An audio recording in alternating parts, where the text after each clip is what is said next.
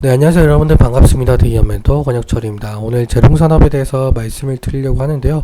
일단 여러분들께서도 아마 기대하셨을 거예요. 과연 2분기 실적 어떻게 나올지가 상당히 궁금해 하실 거라고 생각이 들었는데, 오늘 이 반기 보고서가 좀 나왔더라고요. 그래서 여러분들과 함께 이 반기 보고서 보면서 1분기와 2분기 실적 어땠는지 좀 살펴보도록 하려고 제가 이렇게 가지고 왔습니다.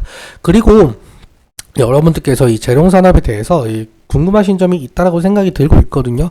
그래서 궁금하신 점이 있다면 꼭 댓글 남겨주셔가지고 제가 그 댓글 하나하나 읽어보면서 여러분들의 궁금증들 모두 풀어드리려고 하니까요. 꼭 남겨주시면 정말 감사할 것 같습니다.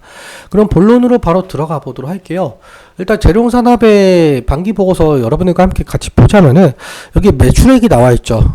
매출액 1분기와 2분기 누적 실적이 150억이라고 한답니다. 그리고 2분기 매출액이 약 89억 정도죠. 89억. 그 1분기가, 재롱산업의 1분기 매출액이 61억이었거든요. 그러니까 1분기에 대비해서 2분기 매출액 상승한 모습을 보여준 것 같고요. 그리고 영업이익을 보자면은 2분기가 23억 정도라고 나와 있는데 지금 누적이 29억이에요. 그러면 1분기 영업이익 같은 경우 5억 원이라는 추측을 할 수가 있겠죠. 그래서 실제로 제가 1분기 분기 보고서를 확인해 보니까 5억 4천만 원 정도더라고요. 그러니까 영업이익 또한 1분기 대비해서 2분기 상당히 상승했다라고 볼 수가 있겠죠. 그리고 작년 대비, 그러니까 2023년 대비해서도 지금 상당히 2분기 실적이 상당히 상승한 모습을 보여주고 있는데, 근데 누적 같은 경우는 상당히 지금 누적 실계는 마이너스로 보이고 있죠. 사실 이 부분에 있어서는 아마 1분기에 대한 영업이익이 좀 많이 미쳤다라고 생각을 할 수가 있겠고요. 그리고 당기순이익 또한 27억 원으로서 총 누적 40억을 기록을 하고 있습니다. 1분기 당기순이익이 13억에 대비해서 상승한 모습을 좀 보여준 것 같은데요. 일단 그로 인해서 재롱산업 어느 정도 2분기 실적 잘 나왔다라고 판단이 가능한 것 같습니다. 그렇다면 이렇게까지 재롱산업이 잘 나왔었던 이유 같은 경우는 AI 테마로 묶여서 이렇게 제품 판매 수요가 좀 늘어나지 않을까, 저는 그렇게 생각을 하고 있거든요. 일단 재롱산업 같은 경우 어떤 제품을 판매하고 있는지 살펴보자면 이러한 제품들을 판매하고 있다라고 한답니다. 사실 이러한 제품들 같은 경우 여러분들도 눈치채셨겠지만 송전탑이나 전신주에 사용되고 있는 제품들이죠. 사실 이러한 제품들 수요가 늘어날 수밖에 없었던 이유가 바로 AI라고 말씀을 드릴 수가 있을 것 같아요. AI 같은 경우는 결국은 데이터 저장이 필수적이에요.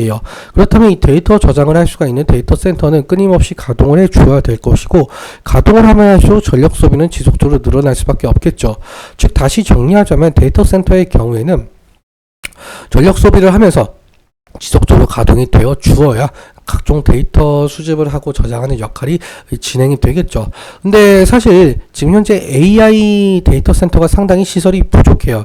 그래서 여러 기업들이 이 AI용 데이터 센터를 설립을 하려고 노력을 하고 있고, 거기서 필요한 것은 바로 전력망 확충이라고 생각이 들고 있습니다. 그럼 여기서 이 태양광 발전이든 풍력이든 원자력이든 화력이든 이 전기를 끌어오려면 결국엔 송전탑이나 이 전신주도 새로 설치해야 하는데요. 그래서 이 재롱산업의 제품들 수요가 늘어나면서 1분기와 2분기 실적 어느 정도 좋게 나온 것을 확인을 할 수가 있겠죠.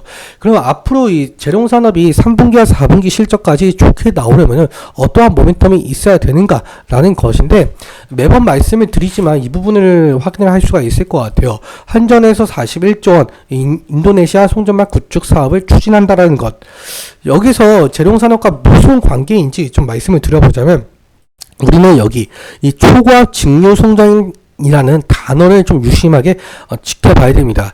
실제로 재롱산업의 경우에는 한전과 이 초고압 직류 송전 최적화 금구류를 개발했기 때문에 이 그러니까 한전 입장에서는 이 재롱산업의 이 금구류를 가져와서 하지 않을까라는 유추 한번 해볼 수가 있겠죠.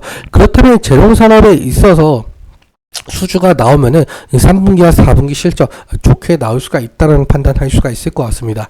그럼 우리는 차트적으로 어떻게 대응을 해야 될 것인지 기술적인 측면에 대해서 차트 보면서 좀 말씀을 나눠보도록 하죠. 일단 오늘의 흐름은 0.13% 상승 중에 있는 상황인데요. 1.96%까지 상승을 했지만 결국엔 지금 보합권 위치에 있다라고 볼 수가 있겠죠. 우리가 첫 번째로 보아야 될 이 저항대 부분 같은 경우 이 부분이다라고 말씀을 드릴 수가 있을 것 같은데요.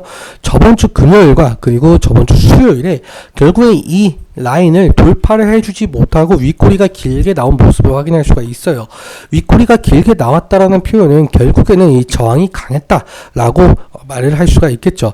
그래서 이 강한 거래 대금 그리고 강한 거래량을 통해서 이 라인을 좀 돌파를 해준다라고 한다면 다시금 이 신고가 부분까지 상승을 할 수가 있지 않을까 그렇게 생각을 할 수가 있을 것 같고요. 근데 만약에 주가라는 것은 마냥 상승을 하는 것이 아니잖아요. 하락을 할 때도 있을 것 같은데 그럼 우리가 하락을 할 때 어떻게 어디를 지지라인으로 삼아야 될지가 상당히 중요하겠죠. 지지라인 같은 경우 짧게 보실 분들은 여기 이 3일선과 5일선 10일 이평선이 만나는 구간이라고 말씀을 드릴 수가 있을 것 같습니다. 길게 보실 분들은 이 120일 이평선까지는 볼 수가 있겠지만 3일과 5일 그리고 10일 이평선 간의 이격도가 상당하다 보니까 이 구간을 이탈을 하게 된다면 리스크적인 관리는 필요할 수 있을 것으로 보이고 있죠. 그러면 수급적인 측면에서도 함께 살펴보자면 재룡산업의 경우에는 저번 주 금요일에는 개인이 7만 9천 주 정도 매도가 된 것을 확인할 수가 있겠고요. 외국인 같은 경우는 6만 5천 주 매수가 된 것을 확인할 수가 있습니다. 특이하게 이 기간의 경우에는 이 거래일째 매수와 매도가 없었고요. 오늘의 흐름은 뭐 장이 끝나봐야 알 수가 있겠지만 현재까지는 외국인이 매도가 되고 있다라고 말을 할 수가 있겠죠. 그럼 어느 창구에서 매도 중인지 확인을 해보자면 지금 현재 외국인 창구에서 이 JP모건서울 8,500주, 8,600주 정도 매도가 되고 있는 상황이다 라고 생각을 해주시면 될 것 같고요. 일단 정확한 집계가 나와 봐야 이 외국인과 기관, 이 개인의 수급 어떠할지 좀 지켜봐야 될 것 같습니다. 아무튼 지금 현재 이 외국인의 수급이 매도가 상당히 강하다 보니까 외국인의 수급이 매수세로 돌아와 주게 된다고 한다면 재룡산업 다시금 신고가 형태로 나타날 주가가 나올 수가 있을 것 같습니다. 오늘은 이렇게 여기까지 말씀을 드리면서 오늘 제가 말씀드렸던 내용들과 차트적인 부분들에 대해서는 제 개인적인 견해가 있기 때문에 여러분들의 주관적인 견해와 함께 투자를 현명한 선택하셨으면 좋겠고요. 오늘도 시청해주셔서 감사합니다. 지금까지 대기업 멘토 권혁철이었습니다.